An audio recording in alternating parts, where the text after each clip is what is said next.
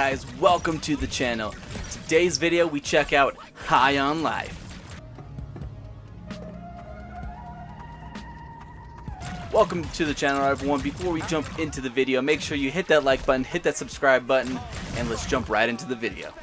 The day that this came out, also Crisis Core came out, and then right after that was the holidays, and so things get pushed back. So High on Life is a game that I've been kind of keeping an eye on for a while now. It just looks so weird and goofy, and I feel like we just don't really get those types of games anymore. So the story here for High on Life is pretty simple. Basically, you get invaded by aliens. The aliens are now using humans as drugs, so there's like this space cartel, and they've enslaved the entire planet, and you run into this bounty hunter who's basically a washed up bounty hunter. He's got no legs. One of his eyeballs looks like it's just dead, and he basically doesn't help you. He's just like, oh, here's my old suit, here's some of my stuff, go out there and hunt down the G3, this giant cartel. Right from the get-go, you get introduced to Kenny, which is one of the main guns, I would say. You get a couple later. I think you get a total of 5 different weapons, but in here they're more like weapons but slash characters because they all have like just a ton of dialogue.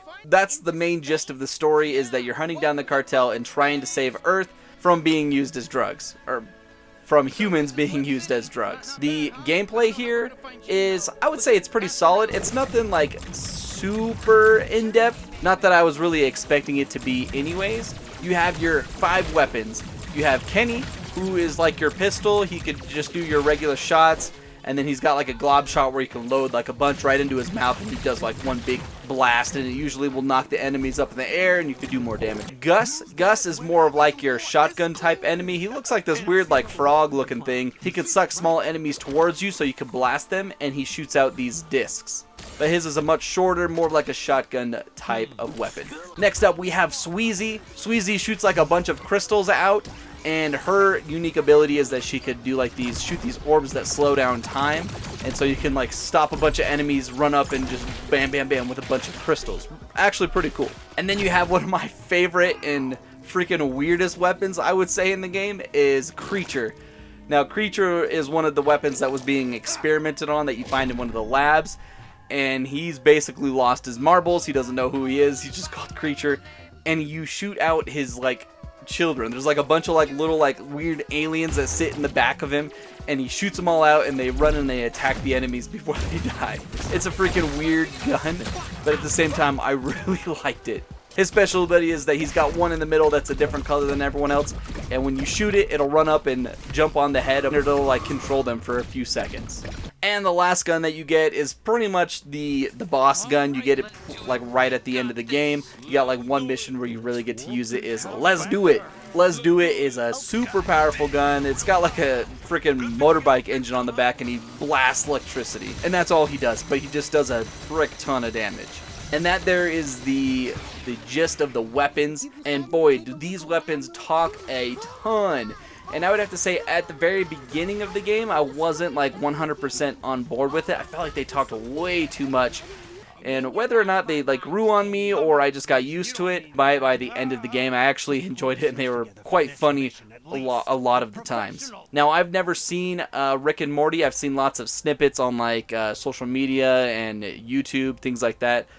But I've heard it does have the same voice actor that does play Morty is Kenny in this game, and a lot of their jokes that were in here were actually pretty funny. Obviously, I feel like some of them just didn't land. I was just like, okay, it was more like that 12-year-old type humor at some times where it's just talking about, you know, burps and farts and things like that. Things like little 12-year-old boys that would just be like, ha, knee slapper too, you know what I'm saying?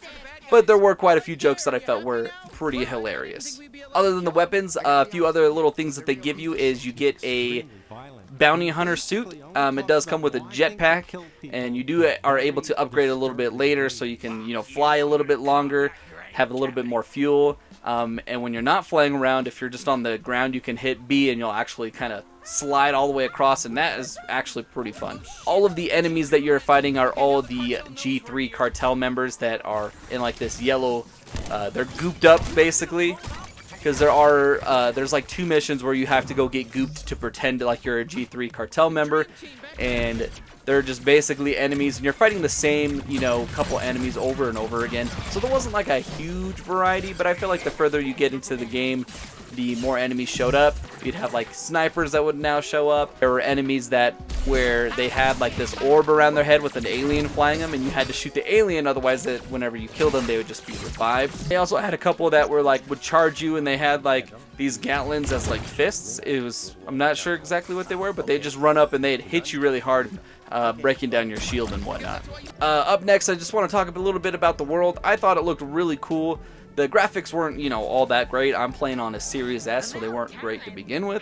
But overall, I thought the world was really cool. Like I said, it's just really goofy, and I feel like we don't really get these types of games anymore. This definitely is a very out there wacky game. One of the plus for this game also is that it is on Game Pass, and so it's a lot more accessible to a lot of people who probably would look at this and be like, maybe not $60-70. It's on Game Pass, so it's like, why not download it? For me, I was already anticipating this game, so I already had it pre-downloaded. I was waiting for it. There are, I believe, 6 total bosses in the game, so not very many, but they're all head members of the G3 cartel, and this is pretty much where you get all your weapons from.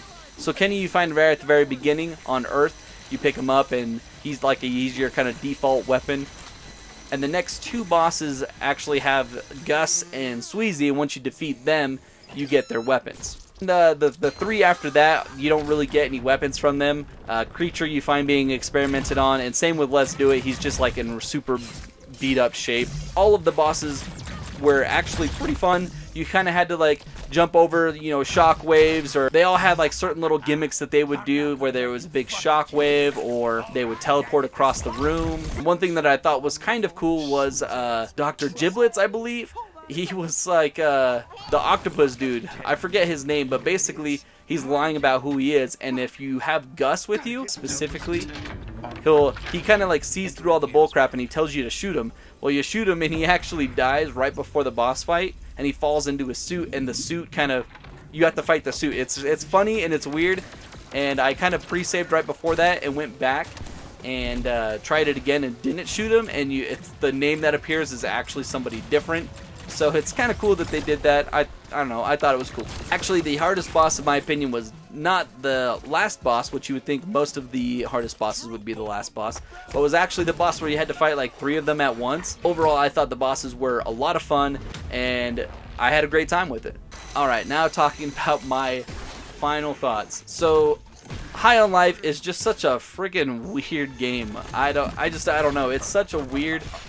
Like, the guns are weird, the story is weird, and that's what I actually love about it, is that it's just so out there. It's so wacky and weird that's what I'm saying, is like we just don't see games like this anymore. It reminded me a lot of Ratchet and Clank, but take Ratchet and Clank and just make it even goofier, and then, you know, throw a bunch of cuss words in there. I had a blast with High on Life.